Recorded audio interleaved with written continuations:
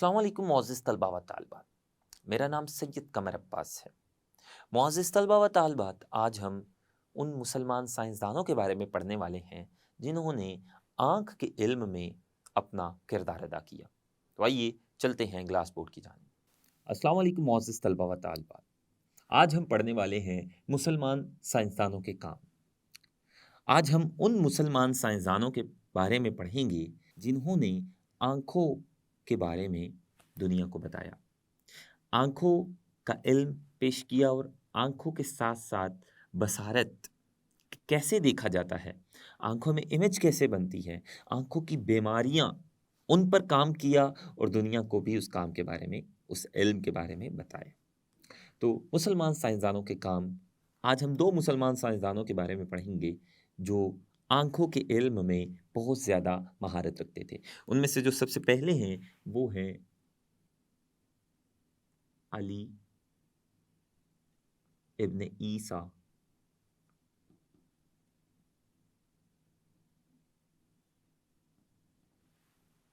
इनके बारे में पढ़ेंगे और जो दूसरे हैं वो है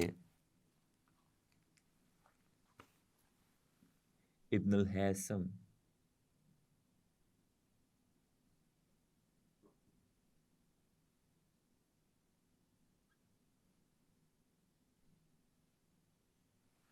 इन मशहूर मुसलमान साइंसदानों के बारे में आज के लेक्चर में हम पढ़ने वाले हैं और ये जानेंगे कि इन्होंने दुनिया को आँखों के बारे में क्या-क्या बताया। तो सबसे पहले अली इब्न ईसा। ये जो अली इब्न ईसा है, ये अरब के एक मशहूर साइंसदान हैं।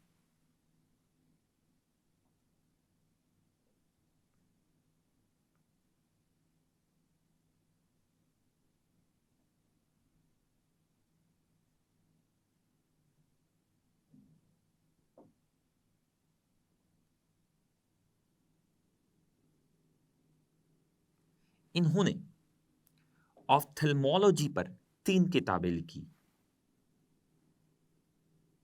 इन्होंने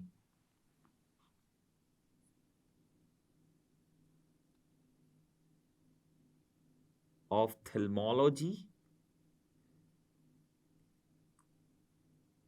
मॉलोजी पर 3 किताबें लिखी। अब ये ऑफ्थेल्मोलॉजी क्या है, हम ये जान लें। ऑफ्थेल्मोलॉजी ये आँखों की बीमारियों और उनकी सर्जरी का इल्म है। ऑफ्थेल्मोलॉजी एक ऐसा इल्म है जिसमें आँखों की बीमारियाँ और उनकी सर्जरी के बारे में पढ़ा जाता है। ऑफ्थेल्मोलॉजी क्या है? ये आँखों की बीमारियों और उनकी सर्जरी का इल्म है। इसे ऑफ्थेल्मोलॉजी कहते हैं। अली इब्न ईसा ने ऑफ्थेल्मोलॉजी यानी आँखों की बीमारियों और आँखों की सर्जरी के इल्म पर 3 किताबें लिखी। इसके अलावा इन्होंने आँखों की 130 मुख्तलिफ बीमारियाँ बयान की और उनके इलाज के लिए 143 किस्म की अद्वियात तजवीज़ की। तो अली इब्न ईसा ने दुनिया को आँखों के बारे में क्या-क्या बताया, वो हमने जाना। इसके साथ ही आपको टेप्टम के बारे में भी बताता चलूँ। टेप्टम एक बहुत ही अहम मुख्तसर सवाल है जो आपसे इम्तिहानात में पूछा जा सकता है। टेप्टम क्या होती है?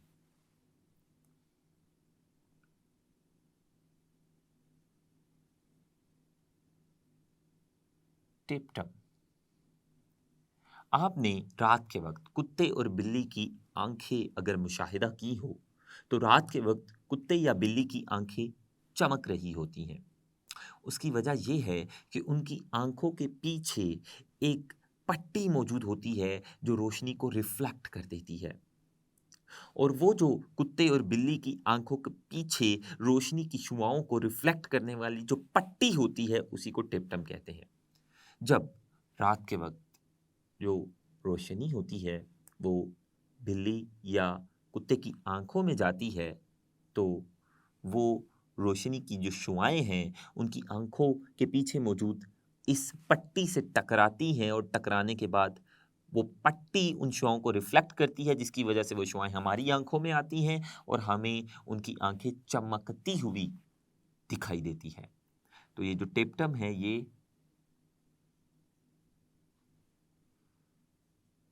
रोशनी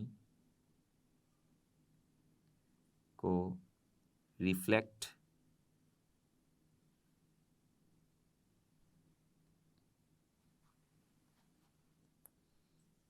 करने वाली पट्टी है जो कुत्तों और बिल्ली की आंखों के पीछे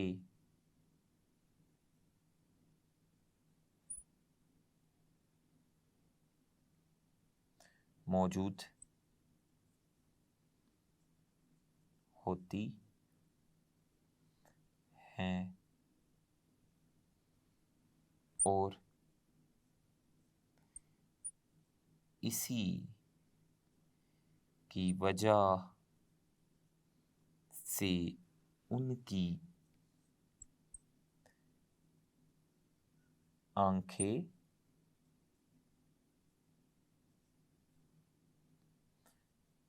चमकती हुई नजर आती हैं। तो ये हमने टेप्टम के बारे में भी साथ पढ़ लिया। अब हम इब्नुल हैसम के बारे में पढ़ेंगे कि उसका आंख के इल्म के बारे में क्या किरदार है। इब्नुल हैसम ये भी अरब के एक मशहूर साइंसदान हैं।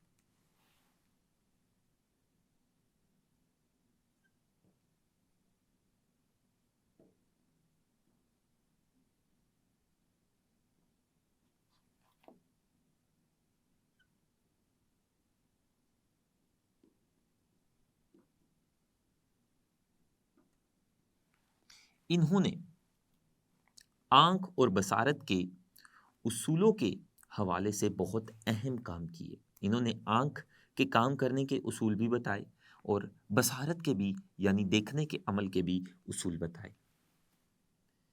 इन्होंने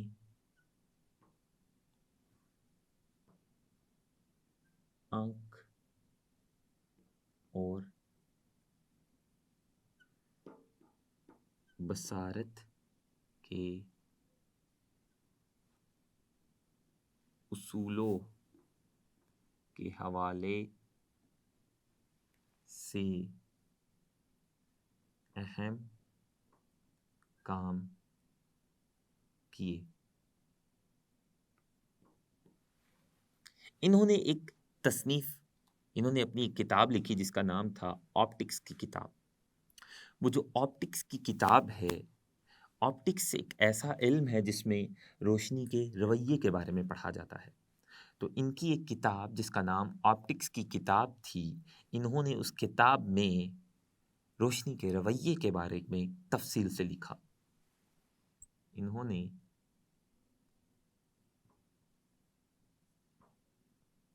एक किताब लिखी जिसका नाम ऑप्टिक्स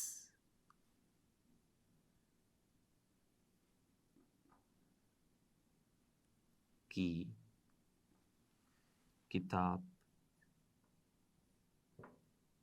है। उस किताब में इन्होंने रोशनी के रवैये का इल्म बयान किया। दरअसल रोशनी के जो रवैये का इल्म है कि रोशनी किसी चीज़ से टकराने के बाद वहाँ से वापस आएगी या उसमें से गुजर जाएगी या अपना रास्ता मोड़ लेगी, ये जो पूरा का पूरा रोशनी का रवैया है इसे ऑप्टिक्स कहते हैं। और इन्होंने ऑप्टिक्स में रोशनी के रवैये का ही इल्म बयान किया। इनकी ये जो किताब है ऑप्टिक्स की किताब, ये किताब न्यूटन की किताब के बराबर है। और ये माना जाता है कि फिज़िक्स की किताबों में, फिज़िक्स की किताबें वो वाली किताबें जो कि बहुत ही पुरअसर हैं। फिज़िक्स की तारीख में लिखी जाने वाली किताबों में, लिखी जाने वाली सबसे पुरअसर किताबों में से जो सबसे ज़्यादा पुरअसर किताब है वो ऑप्टिक्स की किताब को माना जाता है। और इनकी इस किताब को न्यूटन की किताब के बराबर दर्जा हासिल है। इसके अलावा इन्होंने अपनी इस किताब में जो बसारत की जदीद थ्योरी है उसकी वजाहत की और उसे साबित भी किया। इन्होंने इस किताब में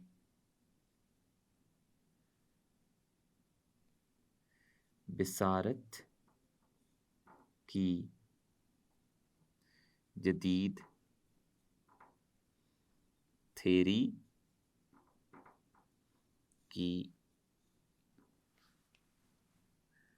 वजाहत की और उसे साबित भी किया। इसके अलावा उन्होंने उस किताब में आंखों का मेडिकल और सर्जिकल इलाज पर भी बहस की। इन्होंने आंखों के मेडिकल और सर्जिकल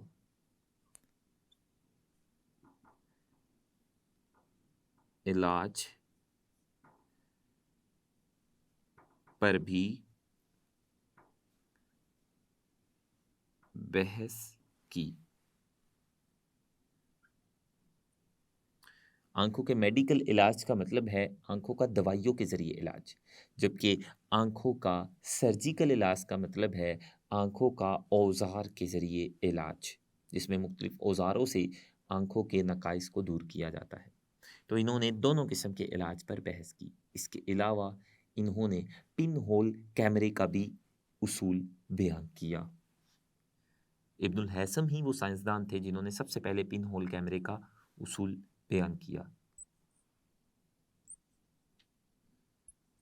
इन्होंने पिन होल कैमरे का भी उसूल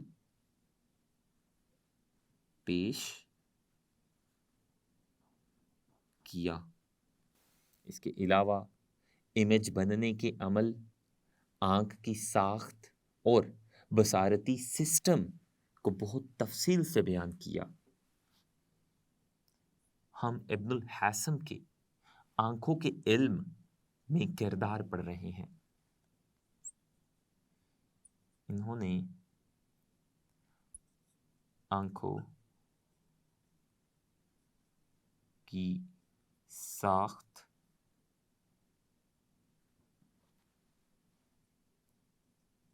देखने के अमल, इसके अलावा इमेज का बनना और बसारती, पूरा का पूरा जो बसारती सिस्टम है हमारी आंखों में, बसारती सिस्टम की वजाहत की।